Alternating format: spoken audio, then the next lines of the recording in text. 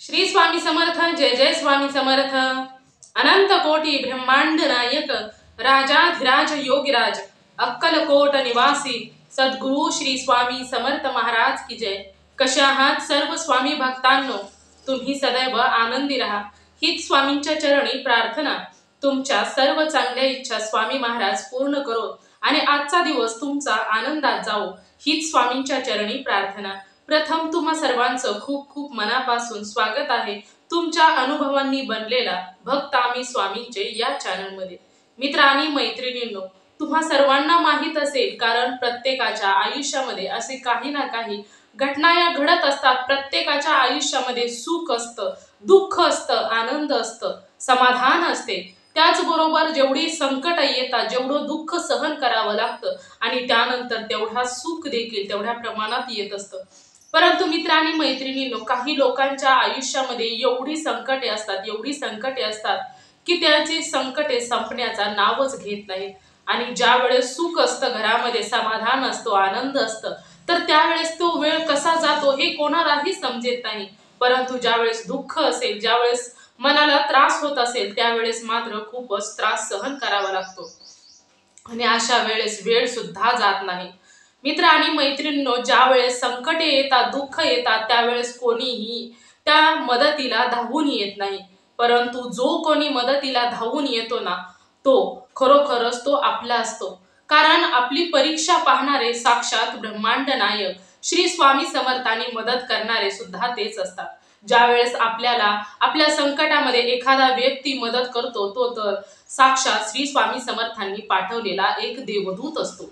मित्र आणि मैत्रिणींनो, परंतु अशी आपल्याला सर्वांना म्हणणारी लोक की तू खुश राहा, तू सुखी राहा, समाधानी राहा, परंतु तीच लोक आपल्या संकटामध्ये कधीच आपल्या उपयोगी पडत नाहीत, हे देखील तेवढंच सत्य असते। आणि जो आपला मनापासून असतो तोच आपल्या दुःखामध्ये उपयोगी पडत असतो। मित्र आणि मैत्रिणींनो, परंतु जर तुम्ही ईश्वराची भक्ती करत असाल तर कोणी तुमच्या दुःखामध्ये बरोबर असो किंवा नसो, परंतु तुम्ही केलेल्या ईश्वराची भक्ती ही मात्र नेहमीच कामी येत असते। मित्र आणि मैत्रिणींनो, खूप काही अशी लोक आहेत की त्या लोकांना श्री स्वामी समर्थांची प्रचिती येत नाही, परंतु योग्य वेळ आल्यानंतर ब्रह्मांड नायक श्री स्वामी समर्थ त्यांच्या आयुष्यामध्ये नक्कीच चमत्कार करत असतात।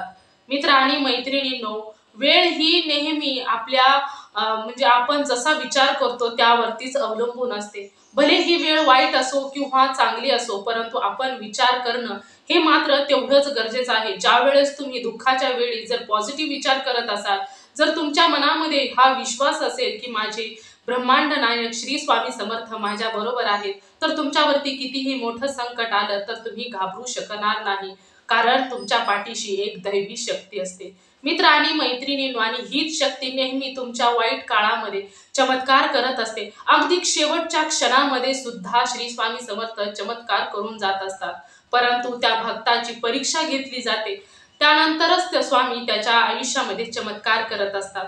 अगदी शेवटच्या क्षणामध्ये आयुष्य पलटून टाकत असतात। मित्र आणि मैत्रिणींनो, आज मी जो तुम्हाला अनुभव सांगणार आहे, हा अनुभव एका ताईंचा आहे। खरोखरच खूप सुंदर अनुभव आहे। त्या ताईंना सोशल मीडियावरती त्यांचं नाव सांगायला त्या नको म्हणाल्या, परंतु त्यांना त्यांच्या अनुभवातून एखादा स्वामी भक्त जर निर्माण झाला तर त्या म्हणतात की माझे यापेक्षा मोठे भाग्य असावे, कारण मला या एक भक्त निवड होण्यासाठी माझी निवड झालेली आहे।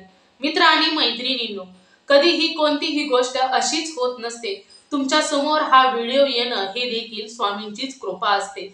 मित्र आणि मैत्रिणींनो, स्वामींची सेवा आणि स्वामींचे चमत्कार हे प्रत्येकालाच पाहायला मिळत नसतात। ज्याच्या आयुष्यामध्ये श्री स्वामी समर्थ आणि त्यांची लीला होणार असते, तर त्याच्याच आयुष्यामध्ये श्री स्वामी समर्थ हे लीला चमत्कार करत असतात। मित्र आणि मैत्रिणींनो, आज मी जो तुम्हाला अनुभव सांगणार आहे, हा अनुभव खूपच सुंदर अनुभव आहे। आणि हा अनुभव खरोखरच म्हणजे एखाद्याच्या आयुष्यामध्ये किती संकटे येतात आणि त्यानंतर काही लोक स्वामी सेवा देखील सोडून जातात, परंतु ज्या वेळेस तुमची परीक्षा संपते ना, तर त्यावेळेस त्याच्या भक्ताच्या आयुष्यामध्ये सर्व काही चांगलेच होत असते। तर त्या ताईंचा अनुभव देखील असाच होता। चला तर मग त्या ताईंच्या आयुष्यामध्ये नक्की काय झालं होतं, त्यांच्यावरती कोणतं संकट आलं आणि स्वामींनी त्यांची कशी परीक्षा घेतली, त्यांच्या आयुष्यामध्ये स्वामींनी कोणता चमत्कार केला, चला तर जाणून घेऊया ताईंच्या शब्दामध्ये. तर सर्वात प्रथम ताई सांगायला सुरुवात करतात, सर्वांना श्री स्वामी समर्थ, जय जय स्वामी समर्थ. मी माझ्या घरामध्ये नेहमी सुखी राहत होते. मला कधीच कशाचीच अडचण वाटत नव्हती. माझे जे कुटुंब होते तर आई वडिलांच्या घरी देखील खूप सुखी जीवन, आणि म्हणजे आमच्या घरामध्ये कधीच कोणत्याच देवाची भक्ती वगैरे केली जात नव्हती. आमच्या घरामध्ये कोणत्याही देवाची म्हणजे घरामध्ये जे देव आहे त्यांची पूजा वगैरे याच्या व्यतिरिक्त काही नाही. आणि माझं खूप चांगल्या पद्धतीचे म्हणजे आमच्या घरामध्ये पॉझिटिव्ह नेहमी वातावरण असायचे, आई वडील देखील. आणि आपल्याला एवढं महत्वाचं म्हणजे टेन्शन नसतं कोणत्याच गोष्टीचं. आणि यामध्येच माझं एका मुलावरती प्रेम झालं आणि त्यानंतर आमच्या आई वडिलांच्या संमतीने आमच्या दोघांचं लग्न देखील झालं. सर्व काही व्यवस्थित होतं, सर्व काही चांगलं होतं. आणि असं करत करत लग्न झालं. तो सुखाचे क्षण माझ्या आयुष्यामध्ये येऊ लागले. म्हणजे लग्न झाल्यानंतर प्रत्येक मुलीची अपेक्षा असते की आपला आयुष्याचा जोडीदार हा आपल्या पसंतीचा असावा, आणि नेमकं आमच्या दोघांचं लव्ह मॅरेज झालं. आणि त्याचबरोबर आई वडिलांच्या संमतीने देखील झालं. त्यामुळे दुधात साखर पडल्यागत झालं, कारण सर्वच काही व्यवस्थित झालं. परंतु हळूहळू दिवस जात होते, खूप सुखाचे दिवस होते. आणि त्यावेळेस देखील मी कधीच कोणत्या देवाची भक्ती वगैरे करतच नव्हती. लग्नाला 2 वर्ष झाली आणि 2 वर्ष झाल्यानंतर अचानकच कसं झालं, काय झालं कोणास ठाऊक, परंतु आमच्या दोघांमध्ये वादावाद व्हायला सुरुवात झाली, भांडणं व्हायला सुरुवात झाली. काही ना कारण नसलं तरी देखील कोणत्या ना कोणत्या कारणावरून भांडण व्हायचं. एक तांब्या भरून का दिला नाही पाण्याचा, यावरून सुद्धा भांडण व्हायचं. जेवायला ताट माझ्या समोरच का मांडलं नाही, इकडेच पाहिलं तिकडेच काय केलं, असं याच्यावरून शिल्लक गोष्टीवरून भांडण व्हायला सुरुवात झाली. आणि त्यानंतर एवढं भांडण वाढत वाढत गेलं, एवढं वाढत गेलं की प्रत्येक वेळी भांडणाचा मला कंटाळा येऊ लागला. म्हणजे कारण तर काहीच नसायचं, परंतु भांडण खूप व्हायचं. आणि मग असं होऊ लागलं की आमच्या दोघांचं काहीच पटेना. म्हणजे एवढं भांडण वाढायचं, एवढं भांडण वाढायचं की अक्षरशः म्हणजे आम्ही दोघांचं एकमेकांचं तोंड सुद्धा बघायला तयार होत नव्हतो, एवढं भांडण वाढायचं. आणि या भांडणामध्ये असं सतत भांडण भांडण, आणि यामुळे घरामध्ये देखील वातावरण बिघडलं. आणि त्यामध्येच आमच्या दोघांचे मनमुटाव चालू झाले. एकमेकांबद्दलची प्रेम आपुलकीची भावना होती ती कुठेतरी पाठीमागेच हरवून गेली होती. आणि दोघांच्या मनामध्ये एकमेकांविषयी तिरस्कार निर्माण व्हायला सुरुवात झाली. आणि एके दिवशी तर असं झालं की दोघांचं एवढं भांडण झालं, एवढं भांडण झालं की त्या भांडणामध्ये मी खूपच वैतागले. आणि त्यावेळेस मी त्यांना म्हटलं की मी आता घर सोडूनच निघून जाते. तर मी असं म्हटल्यानंतर ते देखील मिस्टर देखील असे म्हणाले की तू जा, इथे थांबू सुद्धा नकोस, तू मला खूप त्रास देत आहे आणि मला तुझं तोंड सुद्धा पाहायचं नाही. ज्यावेळेस मला हे त्यांनी सांगितलं तर मी देखील रागाच्या भरामध्ये कपड्याची बॅग भरली आणि आई वडिलांच्या घरी निघून आली. मला असं वाटलं की मी आता आई वडिलांच्या घरी निघून आल्यानंतर माझी जी जागा त्या घरामध्ये होती, यामुळे त्यांना माझी खूप आठवण येईल आणि त्यांना त्यांची चूक समजेल.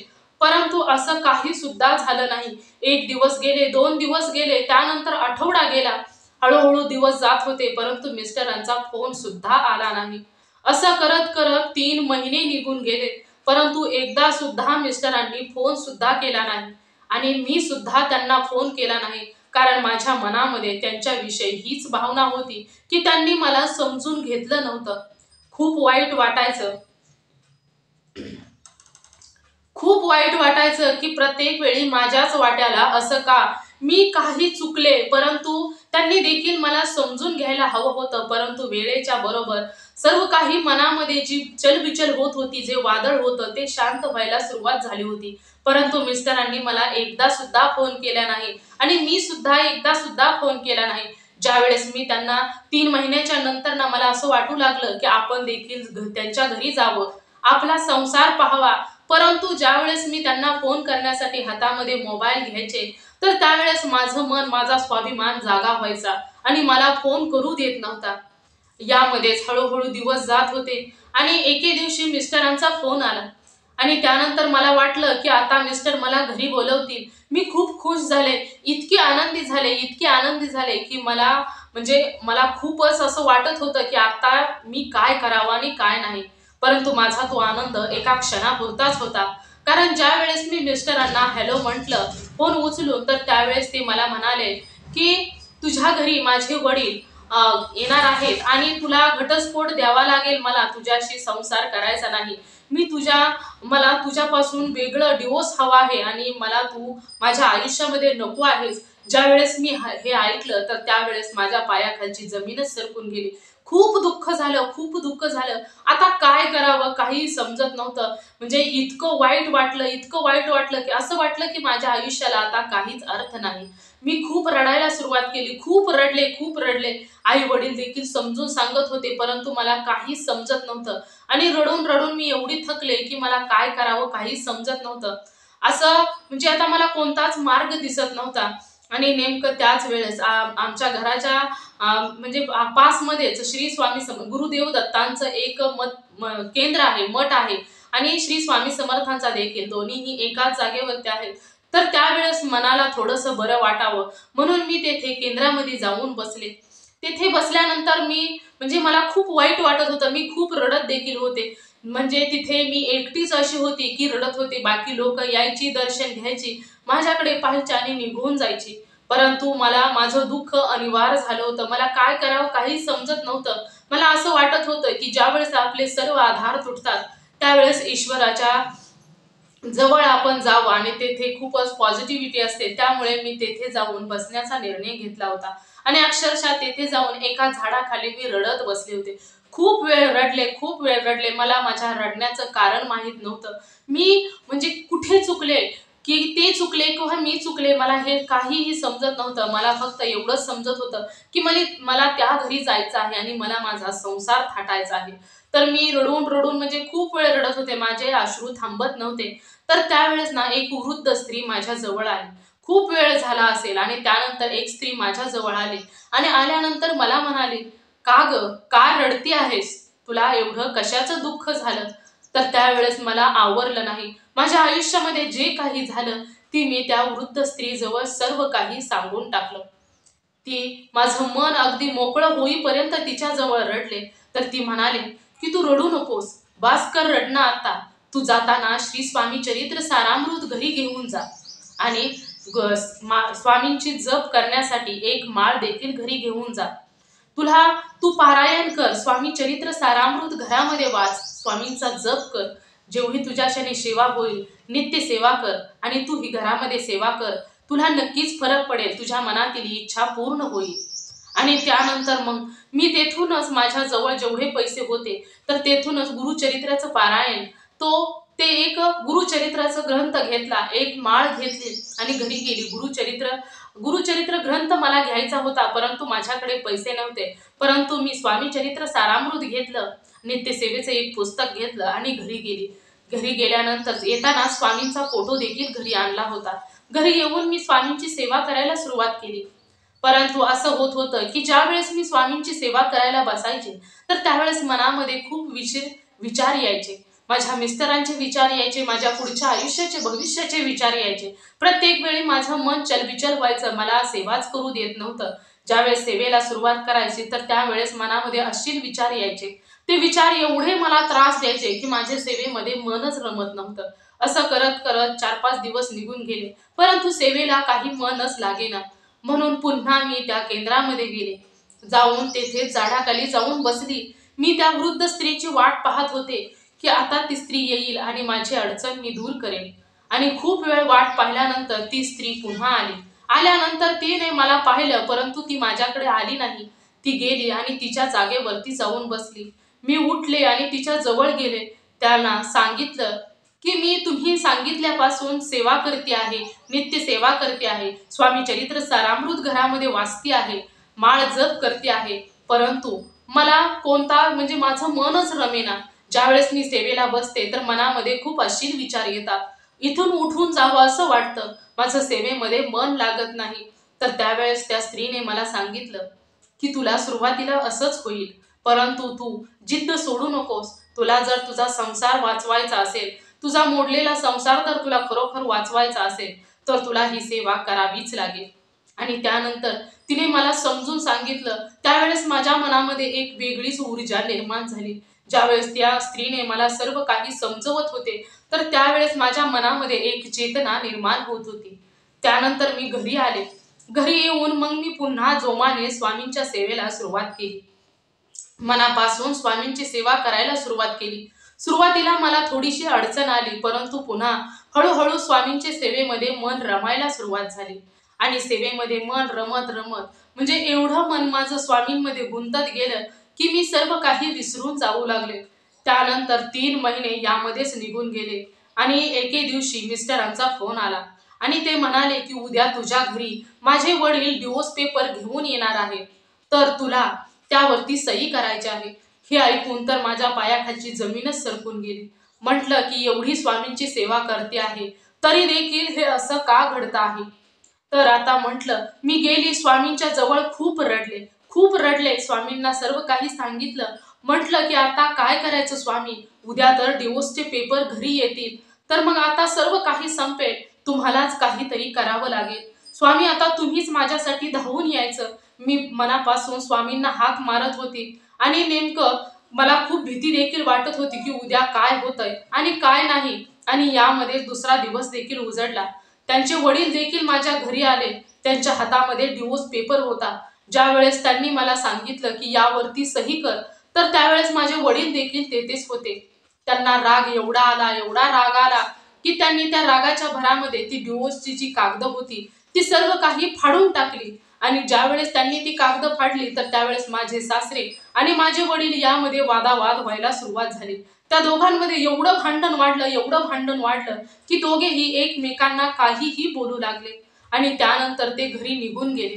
म्हणजे खूप वेळ भांडण चाललं. मी फक्त स्वामींना हाक मारत होते, स्वामी काहीही करा, पण हे सर्व काही जागीच थांबवा. आणि त्यानंतर माझे सासरे देखील घरी निघून गेले. माझे वडील खूप दुःखी होते. मला देखील खूप दुःख झालं होतं. मी स्वामींना सकाळ संध्याकाळ प्रार्थना करत होते की स्वामी तुम्ही काहीतरी चमत्कार करा, कारण तुम्ही अशक्य हे शक्य करणारे आहात. त्यामुळे तुम्हाला माझा मोडलेला संसार हा वाचवायचा आहे. तर त्यानंतर मग 1-2 महिने निघून गेले. यामध्येच त्यावेळेस मिस्टरांचा फोन देखील आला नव्हता, कोणाचाही फोन आला नव्हता त्यानंतर. आणि एके दिवशी 2 महिन्यानंतर एक माझ्या मिस्टरांच्या मोबाईलवरून फोन आला.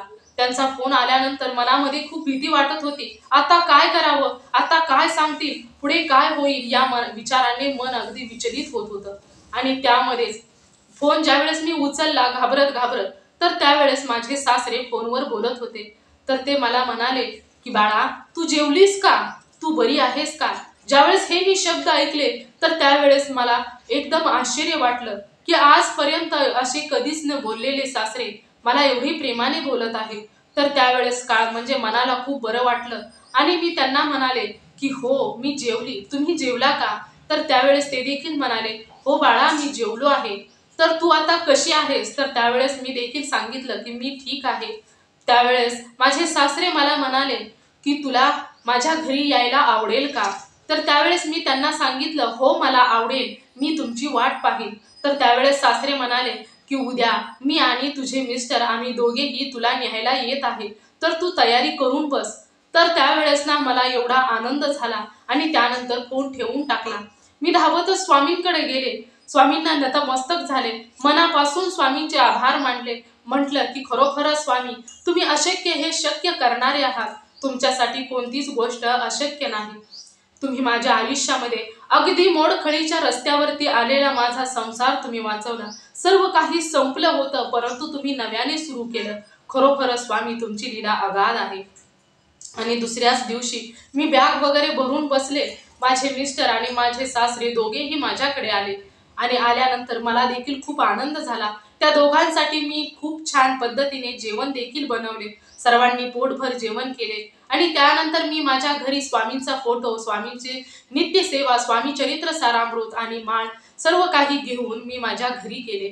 त्यानंतर माझ्या घरामध्ये माझा सासरे, माझे मिस्टर सर्व काही माझ्याशी प्रेमाने वागत होते. सर्वांनाच मी घरी आल्याचा आनंद होता. सर्वजण सुखी होते आणि त्याचबरोबर मी देखील आनंदी होते. माझे आई वडील देखील खूप सुखी होते, कारण आपल्या मुलीचा संसार ते भरल्या डोळ्याने पाहत होते. त्यांना देखील खूप भीती वाटत होती की मुलीचा संसार मोडतोय की काय, परंतु असं झालं नाही. स्वामींच्या कृपेने सर्व काही व्यवस्थित झालं, कारण त्यांना खूप काळजी होती, परंतु स्वामींनी सर्व काही व्यवस्थित केलं.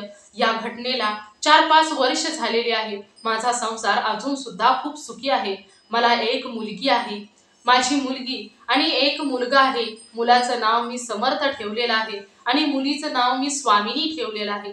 माझं आयुष्य हे संपूर्ण स्वामीमय झालेलं आहे आणि मी स्वामींची मनापासून भक्ती करते आहे. घरामध्ये माझी मुलं सुद्धा स्वामींचं नाव घेतात, माझे मिस्टर सुद्धा स्वामींचं नाव घेतात आणि स्वामींच्या कृपेने अगदी संसार माझा सुखाचा चाललेला आहे. खरोखरच स्वामी, ज्या वेळेस आपण स्वामींच्या चरणाशी जातो ना, तर त्यावेळेस स्वामी हे नेहमी आपल्या आयुष्याचा भार हे चालवतच असतात. त्यामुळे जिथे स्वामी आहेत ना, जिथे स्वामी आहेत तिथे काहीच अशक्य नाही. जिथे स्वामी चरण तिथे न्यून काय, स्वये भक्त प्रारब्ध घडवी ही माय. स्वामींच्या खरोखरच खूपच असे स्वामी आहेत की ते कोणत्याही म्हणजे शेवटच्या क्षणामध्ये चमत्कार करू शकतात. तर मित्र आणि मैत्रिणींनो, खरोखरच सुंदर असा मला स्वामींनी दिलेला अनुभव आहे. तर सर्वांना श्री स्वामी समर्थ, जय जय स्वामी समर्थ. तर खरोखरच मित्र आणि मैत्रिणींनो, या ताईंचा अनुभव खूप सुंदर होता, मनाला लोभणारा होता, मनाला सुख देणारा होता. ज्यांना असं वाटतं की आमच्या आयुष्यातील सर्व रस्ते संपलेले आहेत, आता आम्हाला खूप भीती वाटत आहे, तर त्यावेळेस ना खरोखर एक मार्ग म्हणजे स्वामी सेवेचा. मित्र आणि मैत्रिणींनो, तर तुम्हाला या ताईंचा अनुभव कसा वाटला नक्कीच मला कमेंट करून सांगा. आणि जर तुम्हाला देखील श्री स्वामी समर्थांचा एखादा अनुभव आलेला असेल तर मी येथे तुम्हाला व्हॉट्सअप नंबर देते, तर या नंबरवरती तुम्ही तुमचा अनुभव शेअर करायचा आहे. पुन्हा भेटूया श्री स्वामी समर्थांच्या अशाच एखाद्या सत्य अनुभवाबरोबर. तोपर्यंत श्री स्वामी समर्थ, जय जय स्वामी समर्थ. धन्यवाद.